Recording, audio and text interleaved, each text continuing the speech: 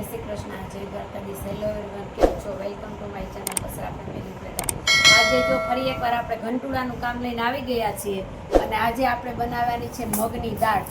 મગ થોડાક વધારે લેવાઈ ગયા હતા ને એટલા મગ ઉપયોગમાં આવે એમ નહોતા, મગ જાજા છે તો આપણે એમ થયું દાળ પણ આપણે ઘરે જ બનાવી નાખીએ. તો આપણે આ ઘંટુડો ઘરનો જ છે અને આપણે જો ઘરે જ દાળ બનાવીએ છીએ. અત્યારે દાળ બનાવવાના મશીન પણ આવે છે, પણ આપણે આ ઘંટુડા છે તો એનો ઉપયોગ આપણે કરીએ છીએ દાળ બનાવવા માટે. મગની દાળ એટલે આપણે ખીચડીમાં કામ આવશે, પછી આપણે અલગ અલગ પ્રકારની બધી દાળ ભેગી કરીને ખીચડી બનાવતો એમાં આપણે મગની દાળ નાખી શકીએ. પછી ઘણીવાર મગની દાળ આપણે પલાળીને ઇન્સ્ટન્ટ ઢોસા કરી શકીએ છીએ, પછી કોઈ ખીચું કરી શકીએ છીએ. એટલે મગ ફાડા હોય તો તરત ક્રશ થઈ જાય છે મિક્સરમાં, એટલે આપણે એમાંથી ઢોસા છે, ઉપમા, એટલે પેલા ગોલગપ્પા ટાઈપના આવે છે મગની દાળમાંથી, એ આપણે કરી શકીએ છીએ. આખા મગમાંથી એ થાય એવું કંઈ નથી, પણ મગ ફાડા હોય તો જલ્દી પલળી જાય છે, એટલે એવી રીતના આપણે મગફાડાનો ઉપયોગ કરીએ છીએ. તો ચાલો આપણે શરૂઆત કરીએ છીએ મગની દાળ. કેશુભાઈ એમ કહે છે કે મમ્મી પહેલી મુઠ્ઠી હું નાખીશ, એટલે આપણે કેશુભાઈથી શરૂઆત કરાવી. વચ્ચે નાખી દે કેશુ, આવડે ને? છોકરાઓ જો ભેગું ભેગું શીખતા જાય છે.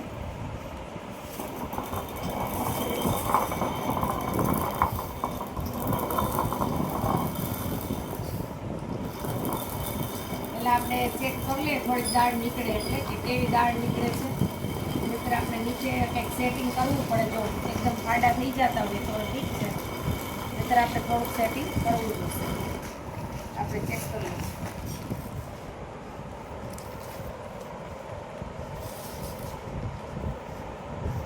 ઝીણા મગ છે એટલે ફાડા તો થાય છે, બરોબર, વાંધો નથી. મગ મોટા નથી એટલે થોડોક ઝીણો ઝીણો હાથ તો નીકળશે.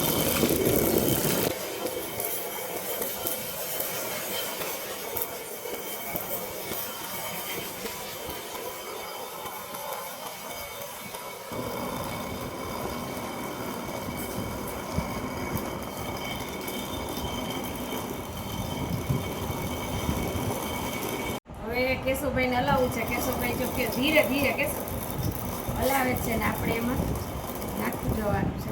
કેશુભાઈ ચલાવે છે. કેશુભાઈને ઘંટી હાંકતા આવડી.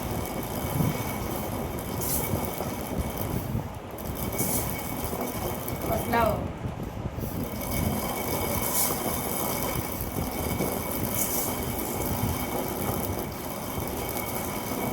જો તમારા મગ મોટા હોય ને તો સરસ એકદમ દાળ થઈ જાય છે, પણ આ મગ થોડાક ઝીણા છે એટલે ચડવામાં પણ થોડીક ટાઈસ કરાવે છે, એટલે આપણે આની મગની દાળ કરી નાખી છે. અને જો એકદમ ઝીણી ઝીણી કણકી નીકળશે ને એનો ઉપયોગ આપણે કરી લેશું ઢોસા બનાવવામાં કે પછી અપ્પમ બનાવવામાં કે મગને પલાળીને જે વસ્તુ થતી હોય ને એમાં આપણે ઉપયોગ કરી લેશું, એટલે કાંઈ વેસ્ટ નહીં જાય. અને આ કિલો એક મગ હતા એટલે કાંઈ વાર નથી લાગતી, ખાલી 5 થી 10 મિનિટનું કામ છે. આપણે રોજ ન કરતા એટલે થોડીક ખાવટ ન હોય એટલે વાર લાગે, બાકી જીરી વાર પણ નથી લાગતી. ઉપર કેશો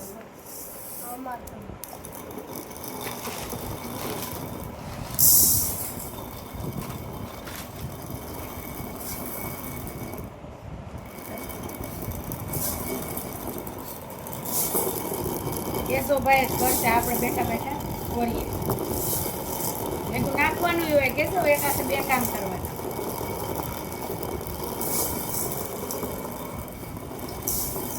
કેશોભાઈ ઘંટી હાંકતા આવડી ગઈ ને કેશો? બસ દાળ થઈ ગઈ. ઉપર એક જ મિનિટ છે.